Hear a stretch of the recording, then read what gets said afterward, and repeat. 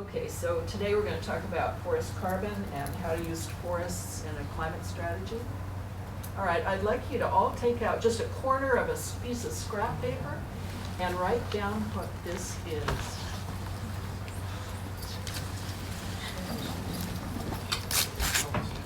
And just show it to your neighbor.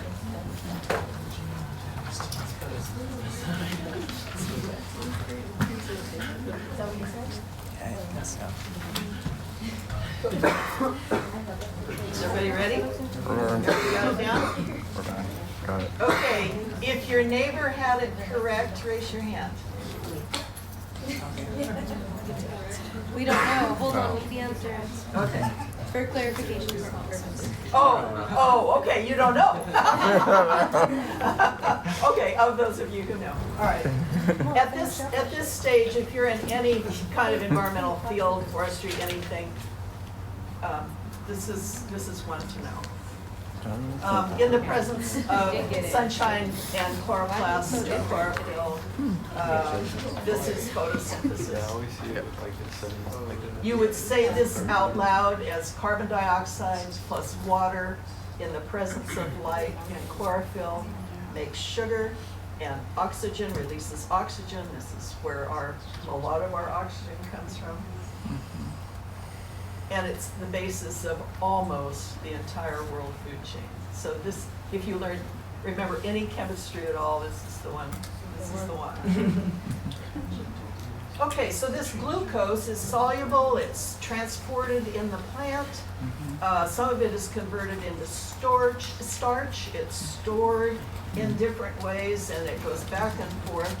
And the tree is making these components, cellulose, hemicellulose, lignins, and all the extractives, which are the resins, the terpenes, the saps, the waxes, and that sort of thing. So this is the chemistry of the plant. And so this, when you talk about forest carbon and plant carbon, this is what we're talking about. And there it is, carbon stock. What do you see in this? Poles, okay. What's this between here and here, between there and there? Rings. Growth rings, Yeah. okay. Ring. What are these, probably? These are resin Say it again. tubes. Resin. Pores, okay. Uh, Okay, okay. So at the end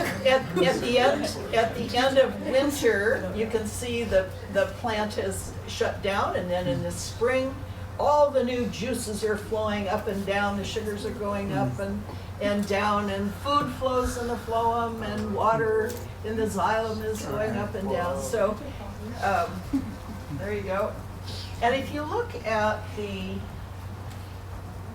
wood, cellulose is in these bundles. Remember that cellulose is very strong in one direction. It's for its weight or size or whatever. It's extremely strong. We make Kevlar out of it, and so the hemicellulose is surrounding it. The lignin is sort of this framework that holds it all together. And the lignin is what when you make pulp for pulp and paper. This is the stuff that's the hardest to get out. All that nasty acids and sulfur process and cooking and all that. Everybody's trying to get rid of the lignin. And then, can we make any uses out of it? So this is just a tangent to get you thinking about what forest carbon stock is about. So photosynthesis occurs during the day, and respiration, which is the opposite, occurs during the day and night. And that's what you and I are doing. That's what all living creatures are doing. They're taking the sugars and the nutrients that you have, and we are breathing it out as carbon dioxide and water. So what is growth? Growth of a plant, what does that represent? It's when photosynthesis exceeds respiration. You're storing more than you're burning off. Is there or not? So a carbon stock gain in the forest occurs when the growth rate of the forest stand or the tree is greater than respiration and decay and harvest and whatever other kind of losses you might have. So this is pretty basic, but that's what we're talking about. Okay, when we talk about forest carbon, we talk about the pools of forest carbon. Michael went through this early on. So you have your standing live, we call the standing live carbon pool. We have the standing dead carbon pool. We have the dead and downed wood. We have the understory or shrub layer. There's carbon there. We have the roots and the soil carbon. And we have harvested wood products. And this is that same carbon that is still stored. We're making use of it in a different way, but there's been a lot of loss between the log and the board in mill waste and so on. But we can calculate that, and we have multipliers for what the carbon values are for harvested wood products. And in the California forest carbon offset protocols, we only look at certain of these pools. We don't have to measure all of them. We pick the biggest ones. What's left out is basically, we don't have to calculate the understory shrub and the dead and downed.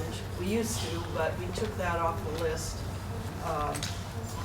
And soil carbon varies according, you have to make a decision about how much disturbance there is in this operation. If there's not that much disturbance, soil carbon, as Michael said, is slow to respond.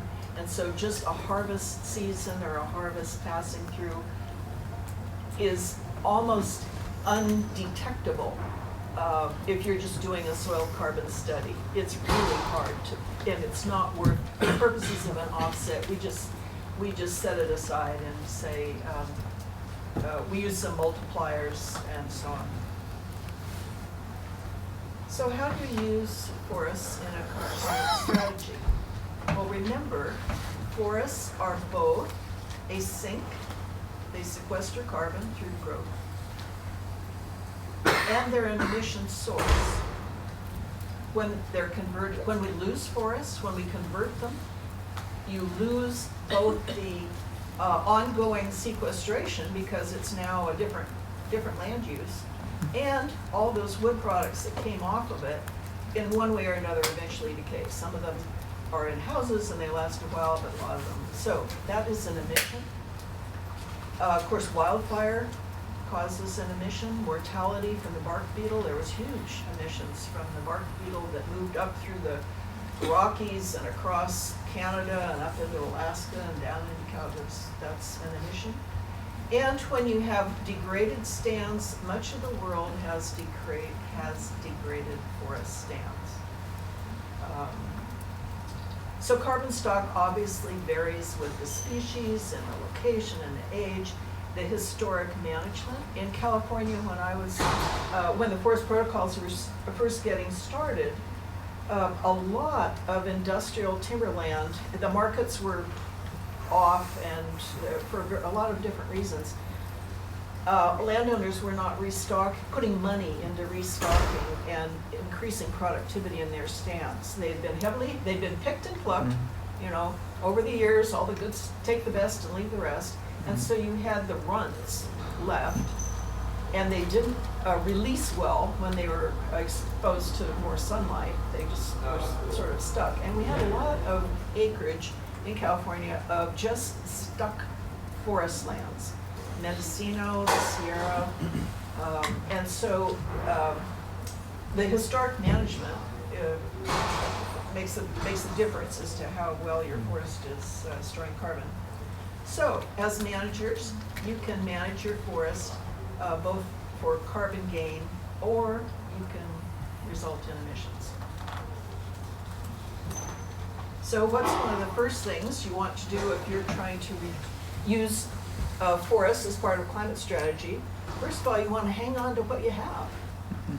There's global deforestation is going on continuously. I'll show you a couple slides. So keeping forests as forests is a mantra within the many agencies in the United States and in the deforestation conversation. So avoid conversion, avoid deforestation, avoid fragmentation, And for us, we can use all three tools. We can use, to keep forests forest, timber, TPZ zoning, conservation easements, working forest conservation easements. You can purchase the land, you can give landowners grants. There's different tools you can use for keeping forests forest. Then, those degraded forests that were below their natural holding capacity for carbon, you can put energy and management skills into those lands and improve the carbon stocking within existing stands. You can thin them out, you can put more growth on the remaining trees so that you have fewer trees, but they have better free space to grow. And so they will put on increments of growth faster. You can allow longer rotations instead of just cutting them off every 20 years. You can let the rotation age move up higher. We'll show you a graph of that in a minute. With like managing for carbon and like carbon stocking, is it just doing our best to make sure that like the plants are just gaining mass quickly, or is it like also assume that it's like environmental health containing that? Like, do you know if there's like a disparity between? Like in the forest practice, California forest practice rules, you have to accommodate what late cereal conditions and wildlife, special wildlife habitats and wetland areas and riparian zones. So through regulation, we try and take care of those other values on the land. We call them forest co-benefits. Watershed values coming off of the sponge of the forest and wildlife habitat, call those co-benefits. So anyway, if just talking about the forest carbon part of it, you can manage a stand to increase carbon stocking within that stand. There's areas that have been just depletion forested. They didn't, maybe brush came in and the manzanita or the chaparral got stuck in an age class that's now sort of old and woody, and the young conifers can't get up through that. And so you can go in and actively remove that decadent brush layer and replant, and that will bring trees back in. So we have stocking standards, but if you're a timber company in California, you are required to make sure there's so many trees per acre when you leave the scene. Either through replanting or through leaf trees that you've left there. You have to demonstrate it every so many years that you've met your stocking standards. You can give people grants to do this. Part of that GGRF money goes to forest or reforestation.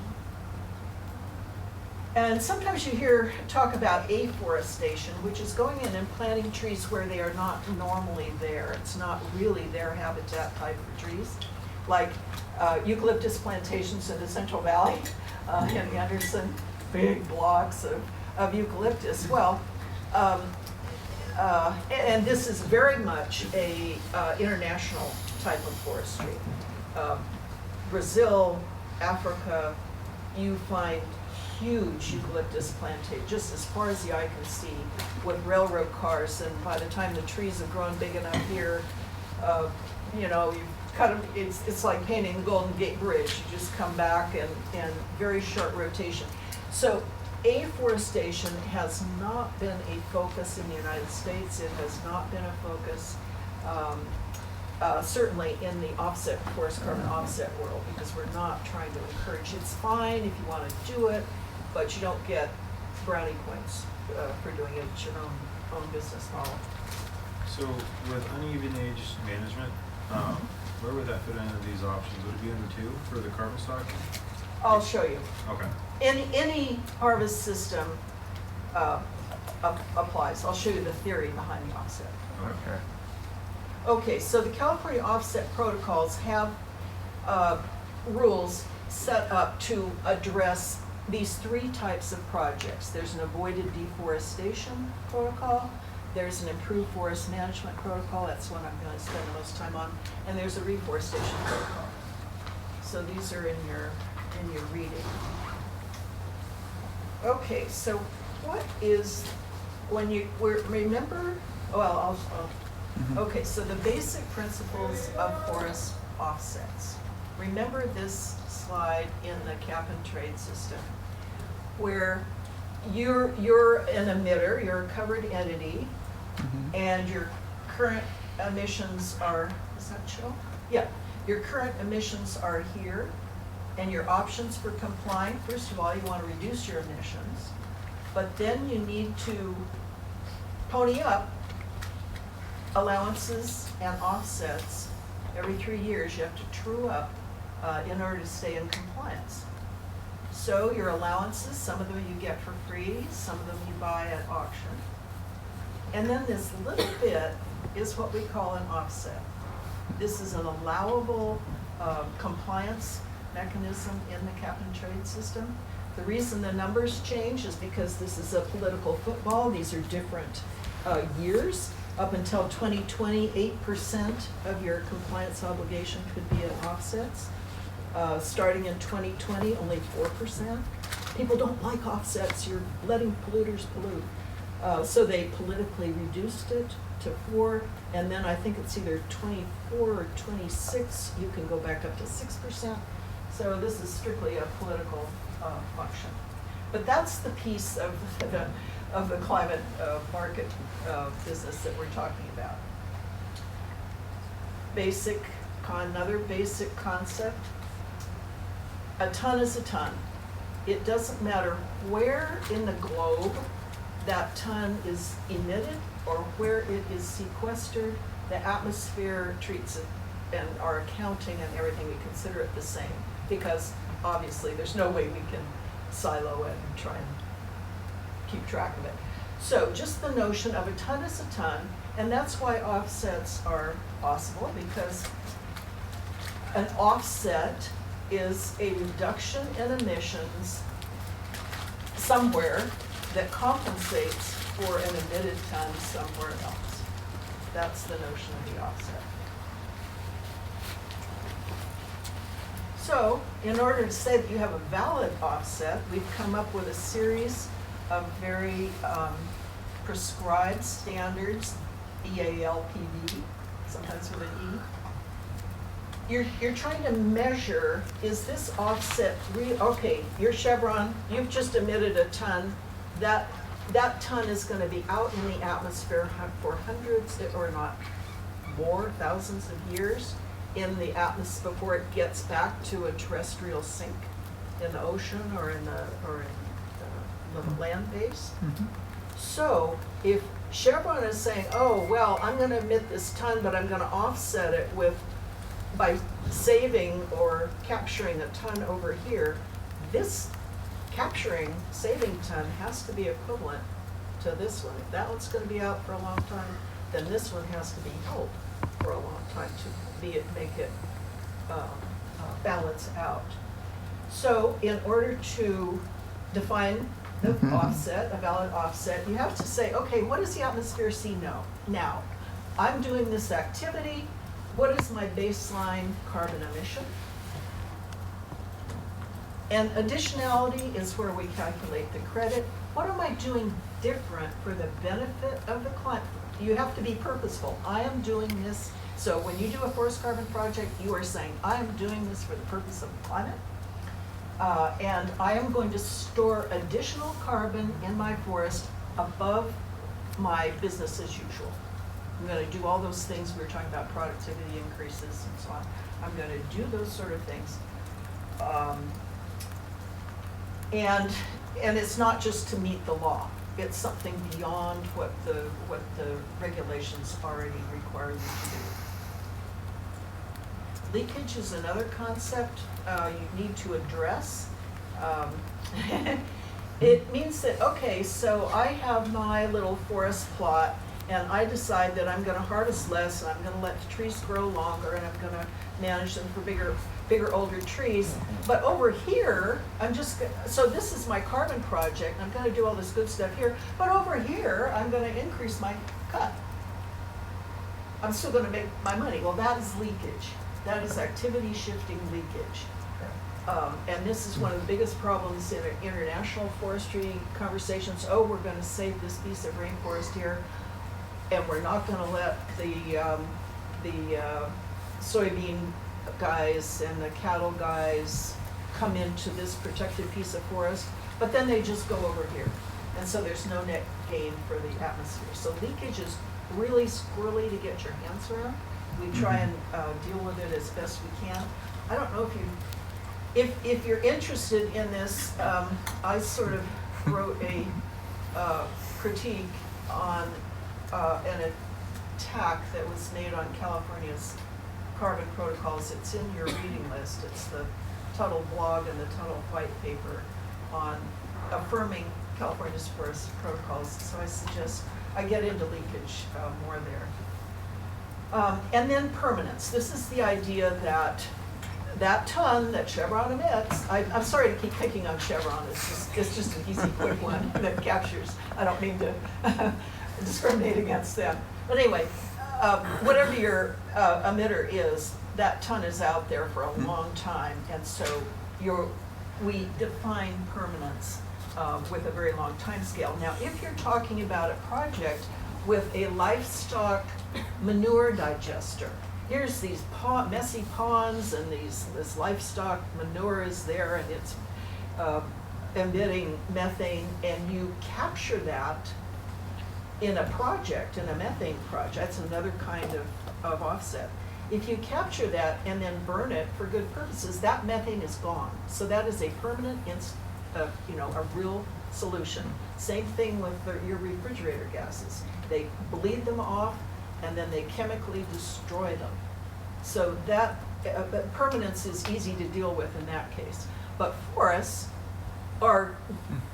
have all kinds of risks that they're subject to, and so they're sequestering and they're emitting. And one thing that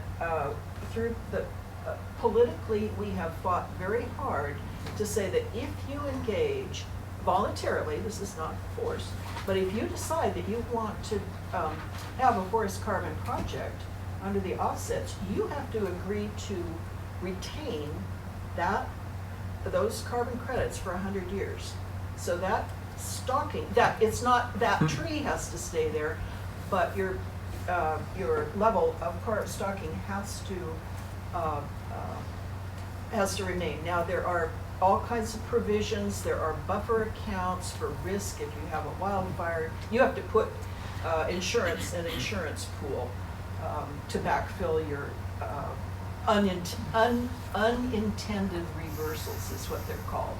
Fire, bugs, wind.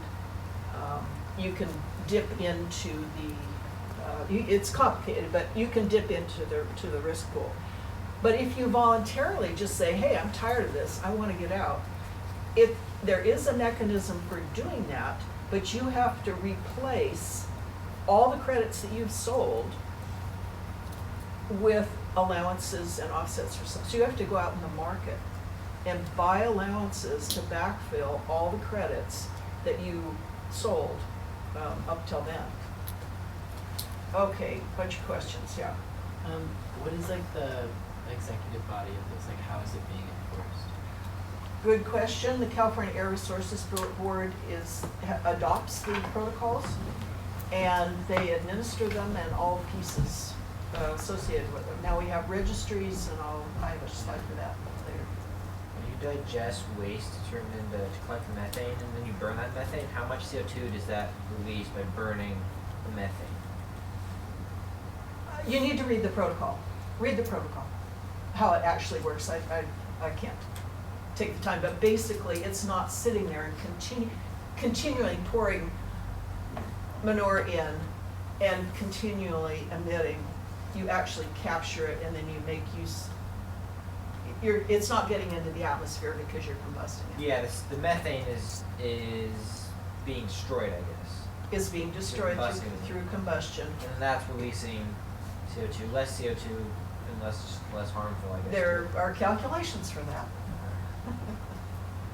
Okay, all the data in both the voluntary and the compliance market, the third-party validators, this is a whole growth business in jobs to be a validator for an independent third-party verification of data. And then you need to have an enforcement mechanism, sanctions if you cook the books, and there's there are penalties included and so on. But whether you're talking about California or not, any legitimate offset standard needs to address all of these characteristics. You have to establish a real baseline. You have to show what your additionality is. You have to somehow address leakage, often by deducting credits. You have to deal with permanence and put a portion of your credits into an insurance buffer reserve. And then you have to have your data validated by somebody else. It's not just you saying it's right. You gotta have an outside party. And actually, these third parties have to rotate. You can't have the same guy or company come. After so many years, you have to switch companies.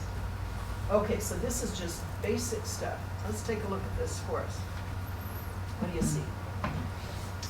Pretty, it's green, lots of trees. It's a this is good forest management. It's perfectly legitimate forest management.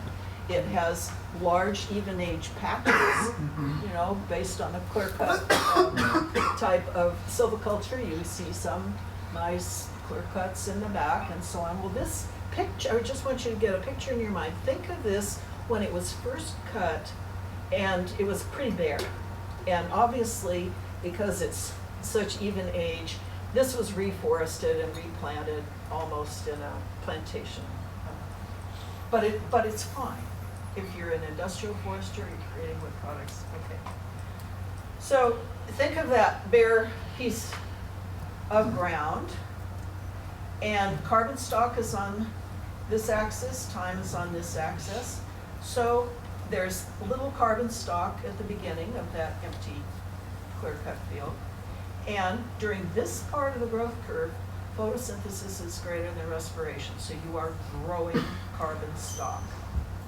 You have a fast rate of photosynthesis, but it's still pretty low stock. Mm-hmm. It's like having a nickel in a bank account with a high interest rate. Okay, you get a good rate, but you don't have much stock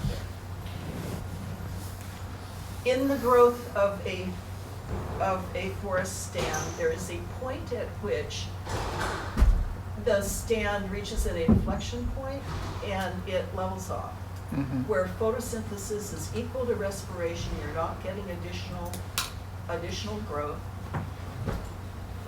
And from then on, depending on what forest type you have, your forest, if you're redwood, Steve Sillett has found that the thing just keeps on going. The branches get bigger and you continue. That redwood is unusual. But most old growth stands have a plateau for a while and then they go into what's called senescence, and you get more death, and then you get openings and new trees come in, and that's the cycle. So this point of inflection for foresters is CMAI, or the culmination of mean annual increment, which means that it is the age of the tree at which the growth increment, that little bit of extra growth, whether it's measured as height or diameter or volume or whatever, is maximized. So let's take that theory into an improved forest management carbon project. So typically, it takes time to get up to CMAI. It varies by species, but most industrial forest landowners don't like to wait that long. They're not managing for 120-year-old trees, depending on species. They want to get a usable log that fits their mill and fits their market, and so somewhere in here, they have a business as usual rotationally. So this is growth and harvest and growth and harvest and growth and harvest, but there's an average carbon stock that you're retaining on the land, and this is what we call business as usual. This would be your baseline carbon stock from which you then measure additionality. So you decide that you want to put some of your property into a carbon project and manage and sell carbon credits. So you harvest less than your growth, and that allows the trees to get bigger. And you get up to some point and you say, okay, I've now increased the total stocking on my site. And now I'm going to grow and harvest, but I'm gonna maintain that average level there at a higher level. And this is what we call additionality, the delta carbon. And this is where and then you take deductions for your buffer reserve and leakage and various other things. And at the end of the day, those are your carbon credits that you get verified. Is that clear? This is improved IFM, improved forest management. And that's the theory. So a couple other points. No one wants bogus credits. We need high standards. Real, additional, permanent, verified, enforced. They can provide supplemental revenue to the landowner, but they're not a pot of gold. Don't think that this is. But to some owners, this is based on the landowner objective. It makes sense for some landowners. And these are a bridging strategy. I don't think forest offsets are going to be in place forever and ever. Once we transfer to a low carbon economy, we probably don't need this whole theory anymore, even of cap and trade and so on, once we get all the pieces in place. But one of the reasons why we included offsets in cap and trade is because they allow the emitter, the covered entity, to have some flexibility. They're generally less expensive than allowances. And the reason I got involved in them is that there was no other place for forests to participate in the climate strategies. How could you get landowners to do things out of the goodness of their heart? Well, you want to provide some kind of mechanism or support for them. And offsets was a way to do that, and it was a way to capture benefits from forests and bring them into the whole bigger picture of how we're dealing with emission reductions. So when someone makes a 100-year commitment and then we decide we don't need these anymore, would they be released from that 100-year commitment? We haven't faced that yet. That's a long time in the future. Yeah. Right now, an even quicker question is what's going to happen if the United States gets a carbon tax as opposed to California WCI's cap and trade system? Mm-hmm. How do we accommodate two systems? Okay. So this is bootstrapping. We are literally on the job learning how to do this. So I can't answer you. I don't know. But good question. Yeah. If CARB is the one like regulating it, and like a ton is a ton anywhere, and like the market is bigger than just California, like you can buy offsets like if you're not in California.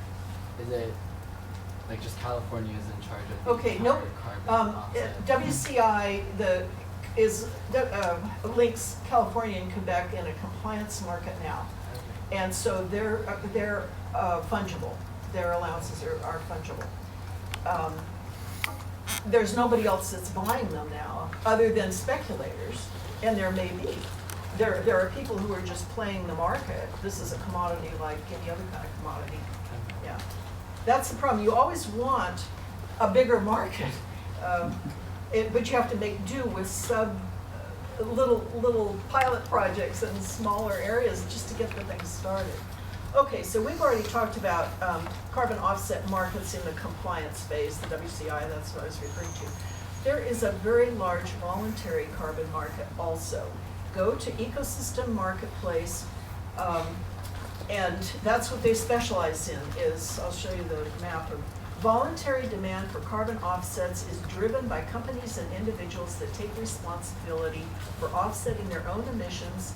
They're driven by CSR, corporate social responsibility, mission, ethics. They're worried about their reputation. You know, a hotel chain, oh, you're ripping off the rainforest and affecting carbon stocks and indigenous people. Well, if they can buy voluntary offsets, then with green labels, they can help balance the hit that they take.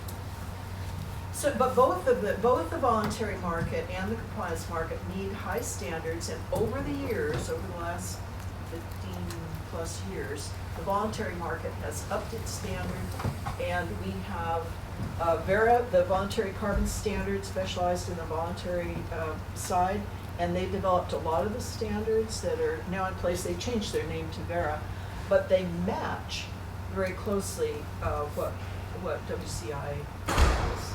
So many voluntary standards are held to almost the same criteria as compliance.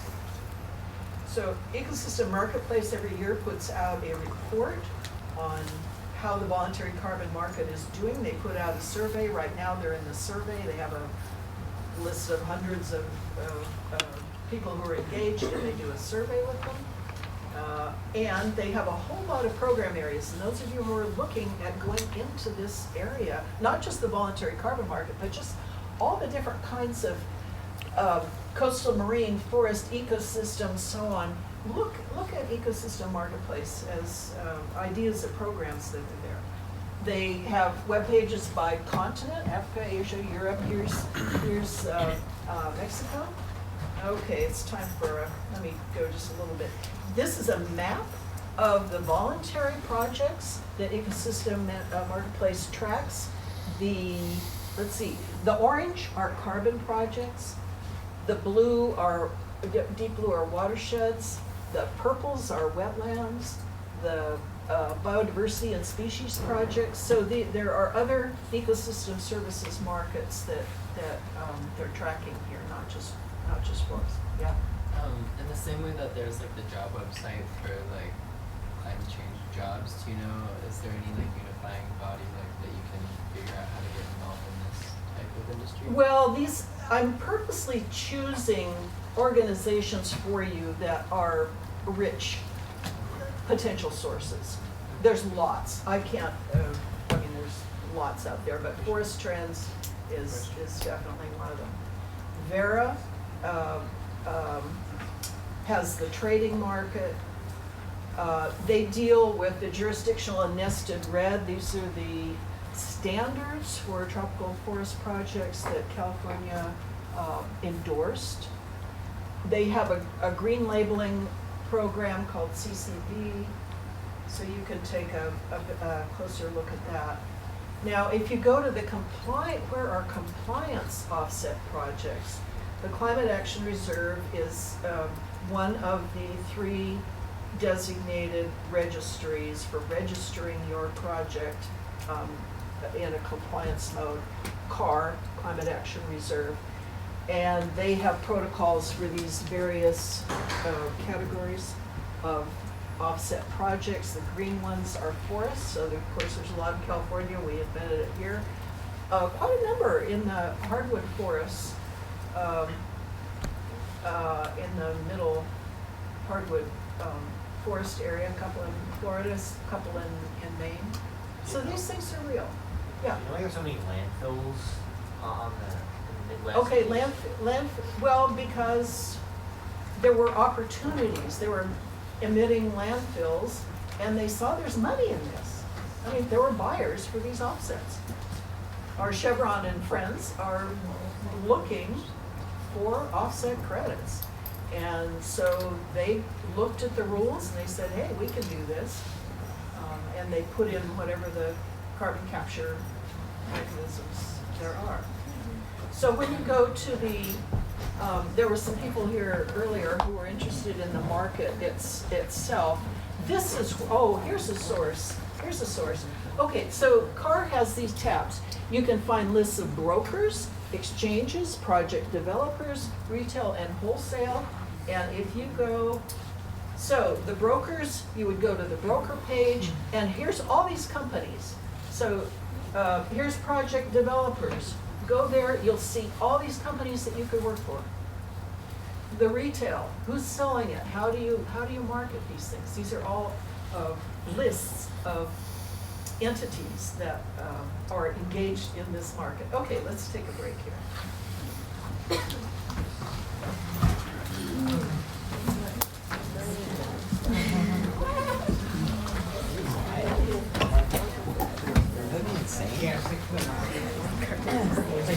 Oh no.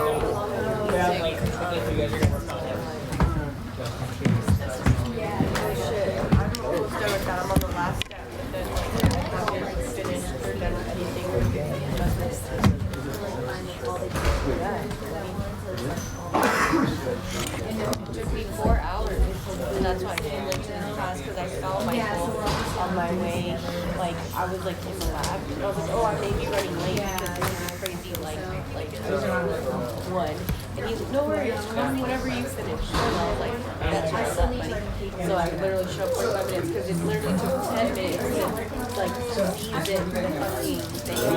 Literally, it was so long. My homegirl, she's hella fast, and she's like, this shit's taking forever.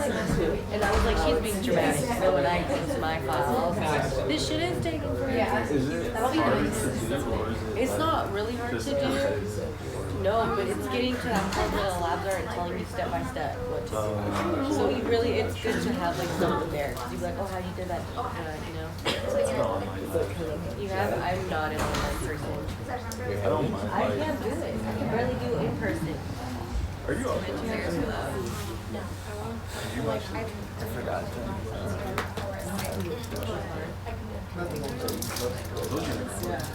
I barely have to schedule showers. Eating in it, and I'm like super loud, like ridiculous.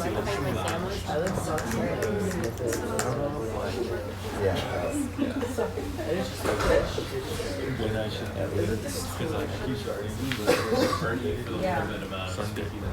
No, hell no.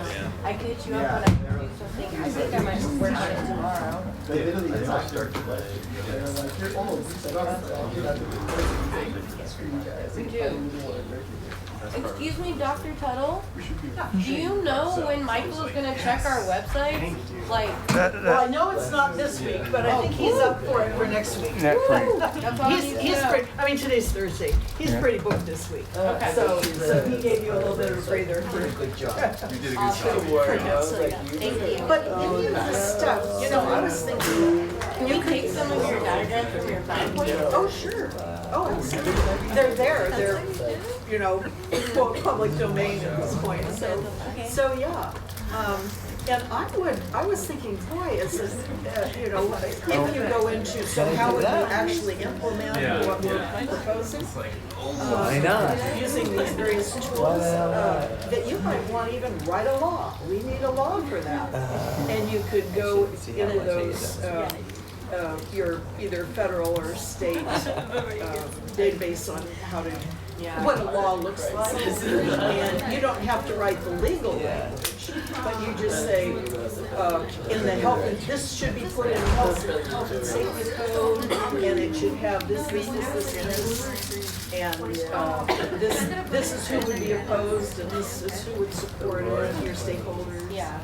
I think we could have fun with that, or we could do a market approach. We could, or use GDRF money to support this. Yeah, all of this is fair game for, I mean, that's the purpose. I'm trying to show you what's out there that's available. I would definitely want it to be informative at the end of the day so that people can, like, you know, don't have to take a whole course to understand where their part is or what's happening.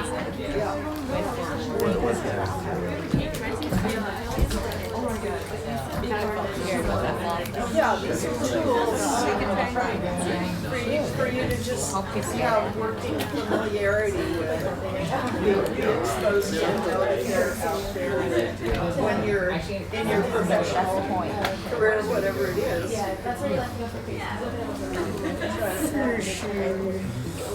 Jacob and I are gonna try to do a map in our GSP class because we have to do a research project over there.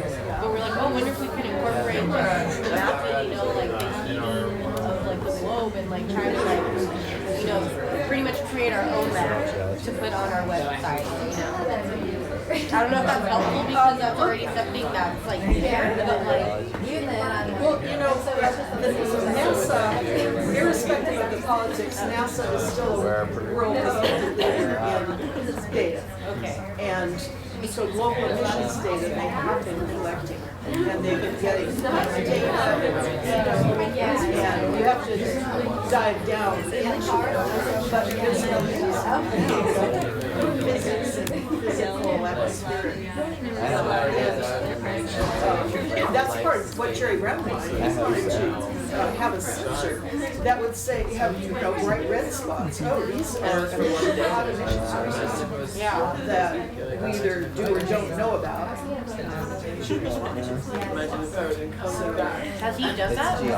The satellite? Yeah, not yet, right? That's what No, this is just in the talking phase, but just in yesterday's paper, it came up because, yeah, the news grabbed onto the idea and said, I'm going to name it after Jerry. Yeah, because basically in our project, we have to like do a research and like if there's data, metadata we can find, we can potentially try to create that.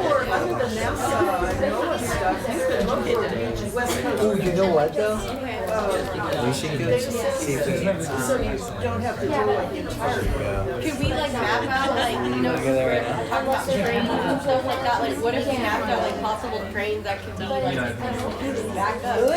Like in the United States, would that be like something that gonna reduce emissions or is that Well, it gets you into a bigger conversation about transportation and, you need to really get into the transportation planning if you want to do transportation. But there is a core stuff you should know about too.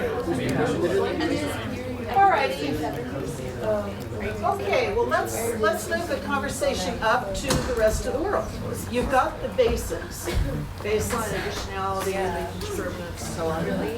So the world population is increasing, demand for food is increasing.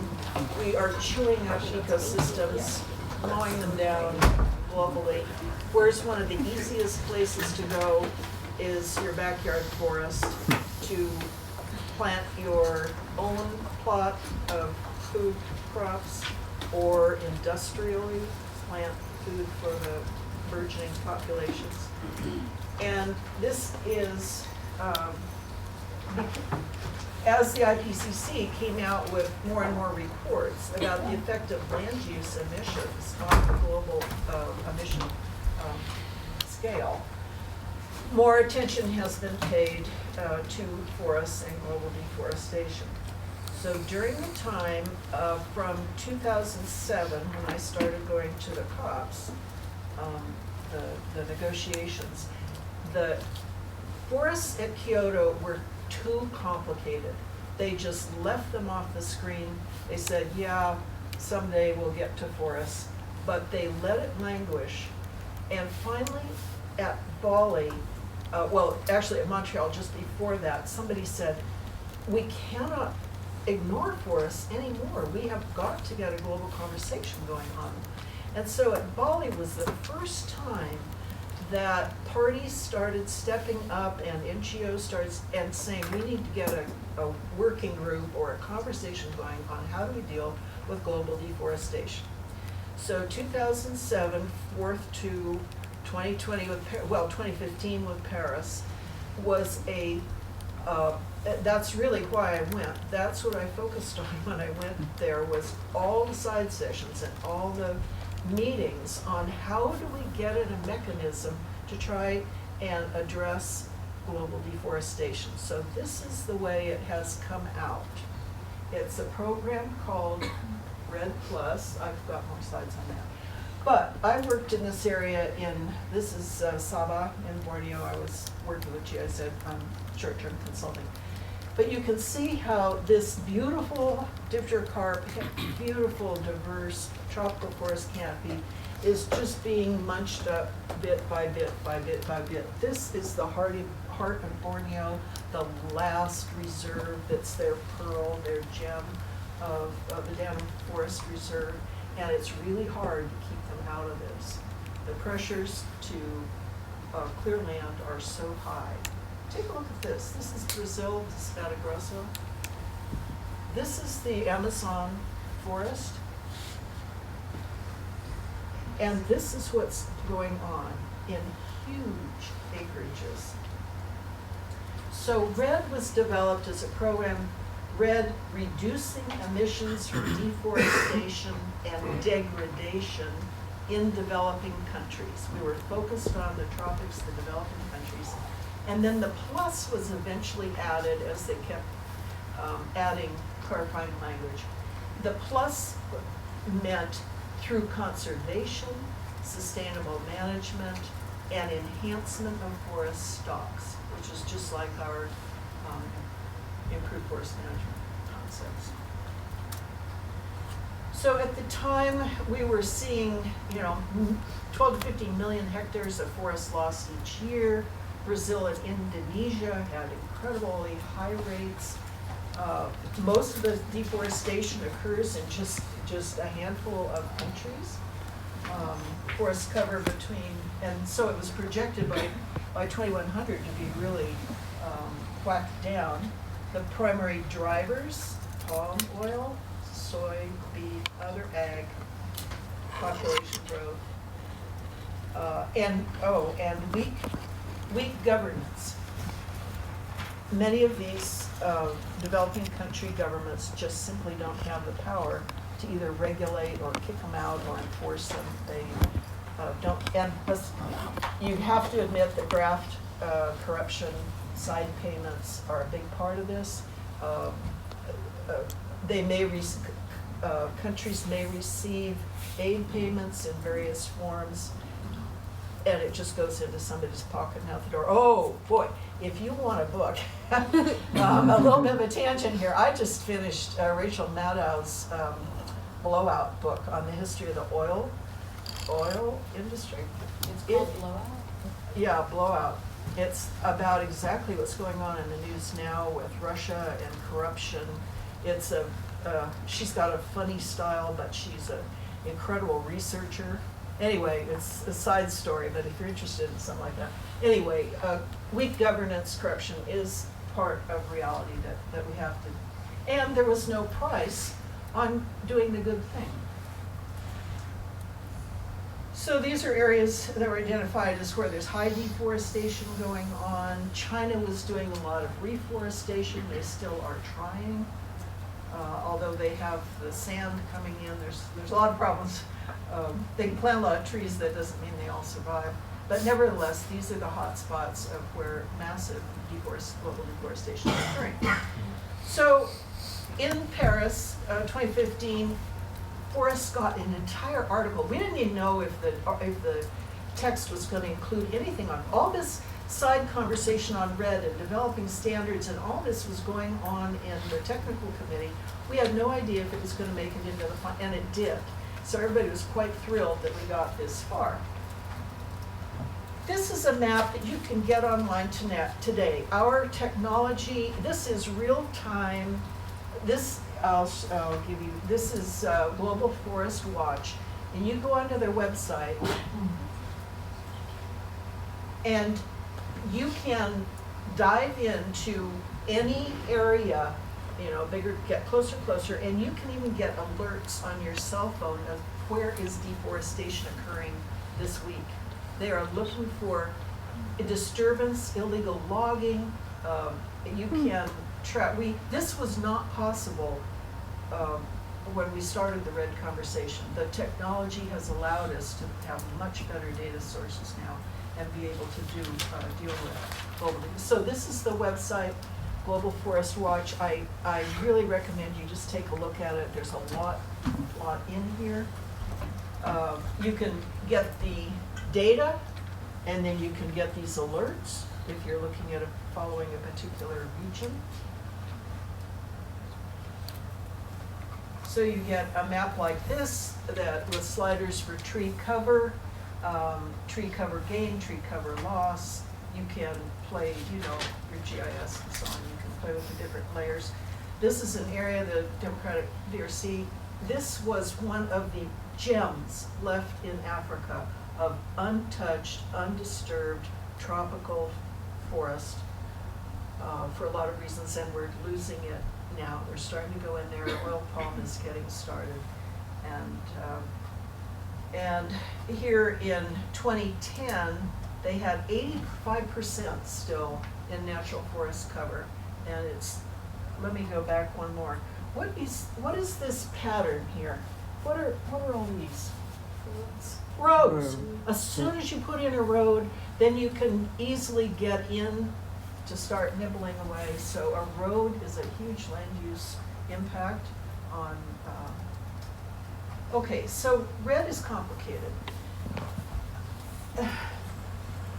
It is an international mechanism to combat deforestation in developing countries. Originally, it was to reduce emission, we just focused on the carbon. But as we got into it, you can't just focus on the carbon. You can't just put a fence around it and say, save it. You are dealing with the people who live there, who make their living out of it, indigenous communities who have their cultural. You're dealing with women who have their small businesses in going in and making products out of non-forest, non-timber forest products. So it's really not that easy. You don't just do a project and say we've got carbon gains. So the bundles of issues are, how do you do the carbon accounting? Do you do it on projects? Do you do it on a sub-national basis? What REDD's real goal is national accounting. They want countries to report. That helps you deal with leakage. So that if you're stopping a oil palm developer here, he's not just punching out over here. You want to have a national forest inventory so you can see the country as a whole. Then the second bundle were all the social, the governance, and the technical capacity issues. And then the money. The money is always a major part of this. Norway offered Indonesia $1 billion to reduce its deforestation. Guess what? Indonesia never tapped into that fund. It wasn't, even that wasn't enough to put in place all of the pieces that were needed to make it work. So you can look at where global forests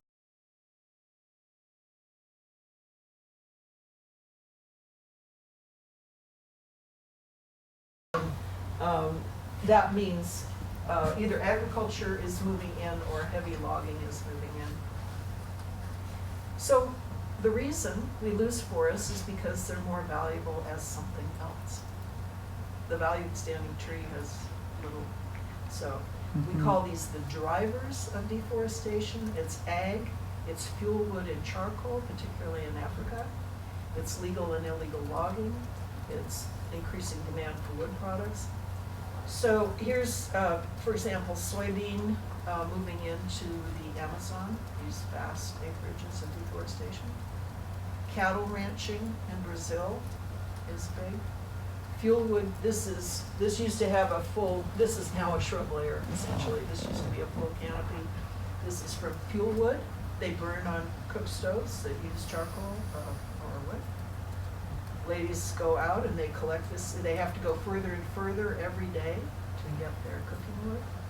Here's the example of the roads. You punch a road in and bingo, there starts deforestation. They call it frontier development, as you punch further and further into the large area. This is where I did work in Sabah, and you fly over. We're just flying in, and you see these vast palm oil. Palm oil is a palm that has bunches of these berries that are rich in oil, and you just whack them off. You take them down the road to a factory. You press them, you extract the oil, and that oil is used in everything.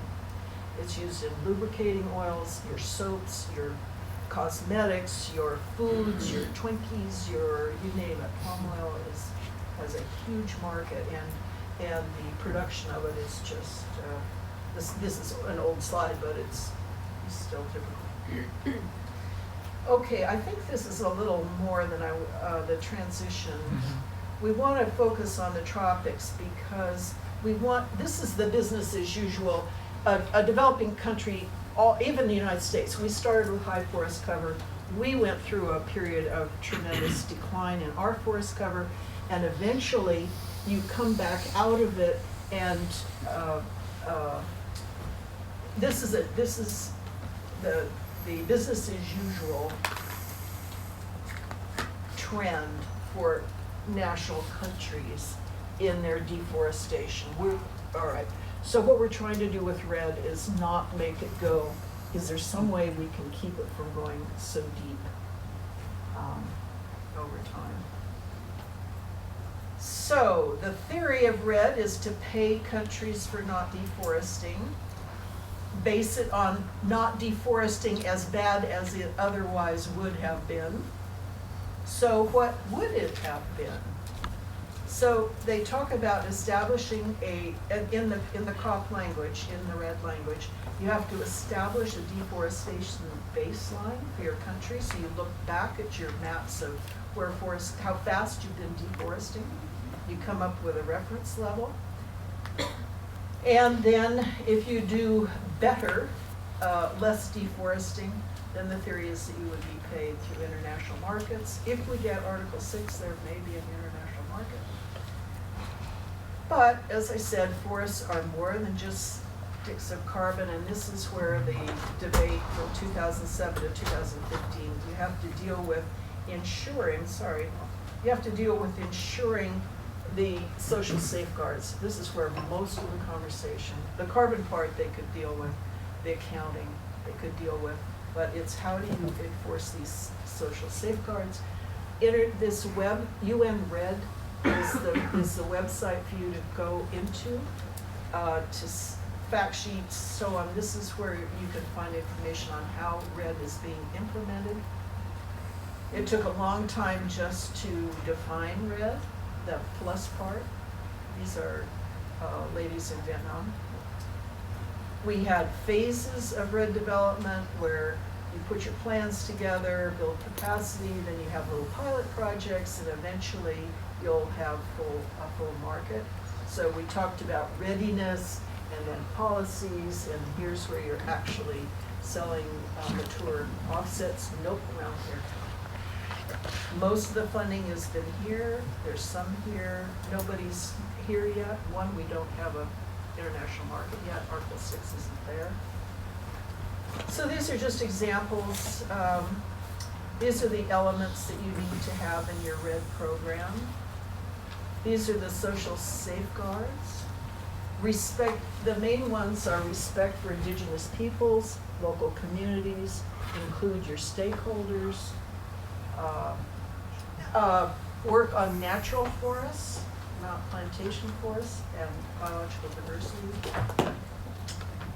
And so this is, right now, money has come from the World Bank, the Forest Carbon Partnership Facility, Norway, Denmark. Countries have, Germany, one by one had bilateral arrangements with Cameroon and Ghana and Colombia and Peru, sponsoring some stage of REDD to help develop this capacity. And one of my consulting colleagues is going to Ecuador next week to look at their national plan and what they're doing on getting their reference level established. So this is still ongoing.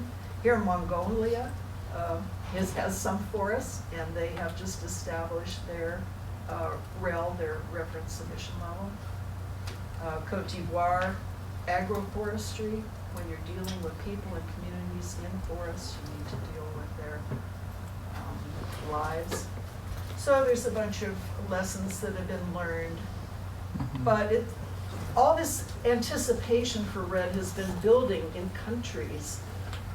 Oh, if we do this, there'll be money at the end of the day. Well, the money isn't there, and the market isn't there, and they're building their capacity in these instruments to make it work, and it still isn't there. So that's basically, this is so REDD is not just about forestry. The process, working with stakeholders, is important, and it's not the solution to every problem. You still have to have all your other kind of assistance and so on. So, this is the end of my slides, but what I did was to cobble together all the organizations in international forestry, and when you look at these, C4, CGIAR, NORAD, USA, EU, UK, Swiss, French, FAO, Forest Stewardship Council, all of these are organizations that are involved in international forestry, and any one of which you can go to work for. they're hungry for people who are interested in this kind of work and working with communities. So this is it. Frances Seymour was head of C4, and she. This is shaking. Oh, it's people upstairs. Oh, okay. Anyway, there was a lot of hesitation about putting REDD into Paris, or even developing it at all because of all these social factors. And she said at the end of the day, there's an increasing sense that the risks of no action are far greater than the risks of moving ahead. So let's get started. And so that's where the world is. Okay, thank you.